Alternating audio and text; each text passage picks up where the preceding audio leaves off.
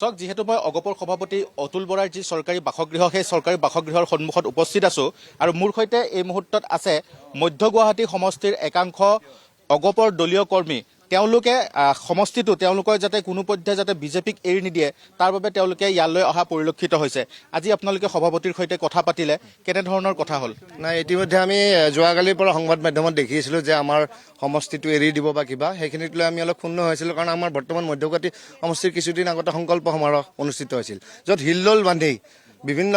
ৰাইজ উপস্থিত হৈছিল হাজাৰ হাজাৰ ৰাইজ উপস্থিত হৈছিল গতিকে তাৰপিছত আমি এনেকুৱা এটা বাতৰি সম্প্ৰচাৰ হোৱাতে আমি সকলোৱে আজি মিলিজুলি আমাৰ শ্ৰদ্ধাৰ সভাপতিক লগ ধৰিলোঁ আৰু তেখেতে নিজেই কৈছে যে কোনো ধৰণৰ এতিয়ালৈ আমাৰ টিকটৰ ক্ষেত্ৰত কোনো দাবীদাৰৰ নাম তেওঁলোকে প্ৰকাশ কৰা নাই আৰু তেওঁলোকে নিজেও আচৰিত হৈছে যে আমি নিদিয়া এখন পত্ৰ কেনেকৈ ফাদিল হ'ল গতিকে আমাক নিশ্চিন্ত থাকিব দিছে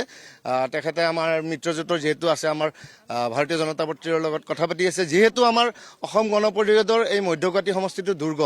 আৰু আমি 30টা বছৰে ইয়াতে আমাৰ বিধায়ক হিচাপে অসম গণ পৰিষদৰ শ্ৰীযুত ৰমেন্দ্ৰ নাৰায়ণ কলিতাদেৱে বিধায়ক হিচাপে আছে গতিকে তেখেতে আমি এটাই কথা কৈছোঁ যিহেতু এইটো দুৰ্গ আৰু এইটোৱে আমাৰ শিপা যিকোনো এটা অনুষ্ঠান অসম গণ পৰিষদৰ যদি অনুষ্ঠিত হয় আমাৰ গুৱাহাটীৰ পৰা যদি কৰিব লগা হয় আমাৰ এই মধ্যগুৱাহাটী সমষ্টিৰ মানুহৰ দ্বাৰা হয় গতিকে আগন্তুক দিনতো যাতে আমাৰ এই মানুহখিনি থাকে আঞ্চলিকতা দলৰ প্ৰতি এতিয়া আৰু বিশেষকৈ যিমান আকৰ্ষিত হয় আজি এমাহৰ ভিতৰত বহুত হাজাৰ হাজাৰ মানুহ কংগ্ৰেছ দলৰ পৰা যোগদান কৰিছে গতিকে আমি এতিয়াও বিশ্বাসী মধ্যগুৱাহাটী সমষ্টি আমাৰ অসম গণ পৰিষদৰ দখলতে থাকিব আৰু বিপুল ভোটত ৰমেন্দ্ৰ নাৰায়ণ কলিতাই যোগদান কৰিব আমাক অকল সভাপতি মহোদয়ে এটাই কথা কৈ আছে তোমালোকে যি যি কাম কৰি গৈছা য'ত যি কাৰ্যসূচী চলি আছে যি যি অনুষ্ঠান আছে আমাক কৰি যাব দিছে সভাপতিয়ে নিশ্চয়তা প্ৰদান কৰিছেনে যে মধ্য গুৱাহাটী সমষ্টিটোত ৰমেন্দ্ৰ নাৰায়ণ কলিতা বা অগপ দলৰ হাততে থাকিব বুলি তেখেতে কৈছে আলোচনা চলি আছে মিত্ৰজোঁটৰ লগত আলোচনা চলি আছে আমাক আমাৰ কামখিনি কৰি যাব দিছে অসম গণ পৰিষদক যিহেতু আমি শক্তিশালী আছিলোঁ মধ্যগুৱাহাটী আমাক দুৰ্বল হ'ব মানা কৰিছে আমাক কাম কৰিছে দুই এদিনতে তেখেতে গোটেই কথা আপোনাৰ সংবাদ মাধ্যমক জনাব আৰু এটা কথা চৰ্চাত আছে যে মধ্য গুৱাহাটীটো এৰি ডিমৰীয়া সমষ্টিটো অগপক দিয়া হ'ব বুলি সেই সন্দৰ্ভত কিবা নাই চাওক অসম গণ পৰিষদ বৰ্তমানো আমি বিশ্বাস কৰোঁ যে অসম গণ পৰিষদ অসমত শক্তিশালী কিন্তু আমি এটা কথাই কৈছোঁ য'ত য'ত বিশেষকৈ আমাৰ বিধায়ক আছে সেই বিধায়ক থকা সমষ্টিকেইটা আমাক সন্মান সহকাৰে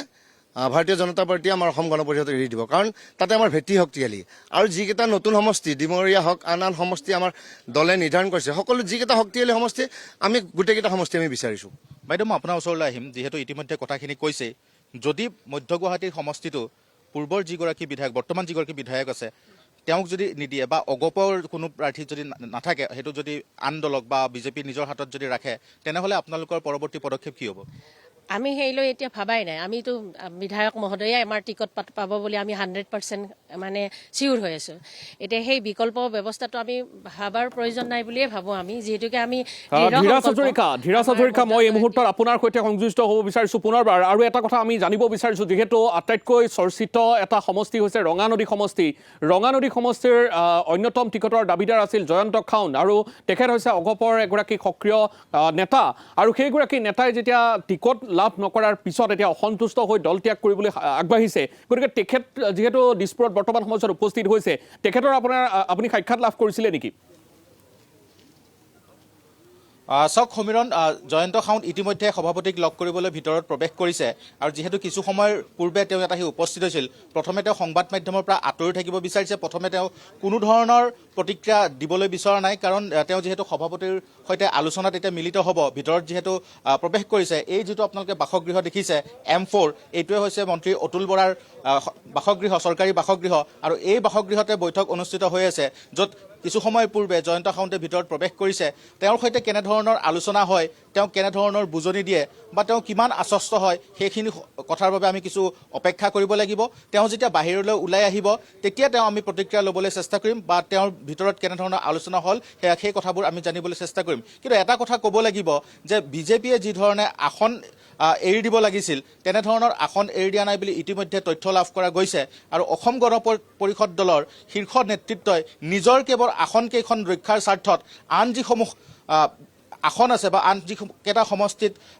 তেওঁলোকৰ দুৰ্গ বা তেওঁলোকৰ যি কৰ্মীসকলে বহুদিনৰ পৰা কষ্ট কৰি আছে সেই সমষ্টিকেইটা কিন্তু এৰি দিয়া পৰিলক্ষিত হৈছে, যাৰ বাবে স্বাভাৱিকভাৱে এতিয়া তৃণমূল কৰ্মীসকলৰ মাজত ক্ষোভ আৰু অসন্তুষ্টি আছে। সকলোৱে সেই দাবীৰে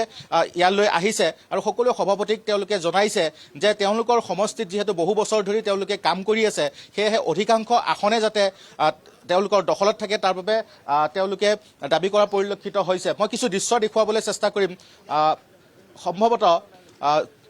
মন্ত্ৰী অতুল বৰা বাহিৰলৈ ওলাই আহিব পাৰে, আমি আপোনালোকক দেখুৱাবলৈ চেষ্টা কৰিম। যদি তেওঁ বাহিৰলৈ ওলাই আহে তেনেহ'লে তেওঁৰ যি প্ৰতিক্ৰিয়া সেই প্ৰতিক্ৰিয়া ল'বলৈ চেষ্টা কৰিম। মুঠতে এই মুহূৰ্তত আমি যদি কওঁ তেনেহ'লে কালিৰ দিনটোৰ পৰা আপুনি যদি চায় তেনেহ'লে ৰুদ্ৰধাৰ বৈঠক অনুষ্ঠিত হৈ আছে অগপৰ সভাপতি অতুল বৰাৰ যি চৰকাৰী বাসগৃহ, তাত ইতিমধ্যে কেইবাগৰাকীও শীৰ্ষ নেতৃত্বৰ সৈতে কালিৰ দিনটোতো বহুকেইগৰাকী বিধায়কে ইয়াত আলোচনা কৰিছিল, বৈঠকত মিলিত হৈছিল। একেদৰে যিসমূহ সমষ্টিত প্ৰাৰ্থিত্বৰ প্ৰত্যাশী আছে তেওঁলোকেও কালি নিশাৰ ভাগত আহি তেওঁলোকে ইয়াত আলোচনাত তেওঁলোকে ভাগ লৈছিল, তেওঁলোকে আলোচনাত অংশগ্ৰহণ কৰিছিল আৰু দুপৰ নিশালৈকে চলা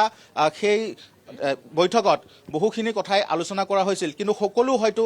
সম্ভৱ হৈ উঠা নাই বা সকলোকে বুজনি বা আশ্বস্ত কৰিব পৰা নাই, যাৰ বাবে আজিৰ দিনটোতো দেখিবলৈ পোৱা গৈছে যে ইজনৰ পিছত সিজন আন এটা সমষ্টিৰ পৰা যিসকল তেওঁলোকৰ নেতা সেইসকল আহিছে আৰু তেওঁলোকৰ কথা বতৰা চলি আছে। ইতিমধ্যে আপুনি উল্লেখ কৰিছে জয়ন্ত সাউণ্টৰ প্ৰসংগটো যে তেওঁ অগপ দল ত্যাগ কৰাৰ দিশে আগবাঢ়িছে। সেয়েহে যিহেতু এতিয়া সভাপতিৰ বাসগৃহত তেওঁ প্ৰৱেশ কৰিছে, সভাপতিৰ সৈতে আলোচনা অব্যাহত ৰাখিছে, কিছু সময় আমি অপেক্ষা কৰিব লাগিব। নিশ্চয় নিশ্চয় নিশ্চয় এই মুহূৰ্তত ধীৰাজ হাজৰিকা আপোনাক ধন্যবাদ জনাইছোঁ।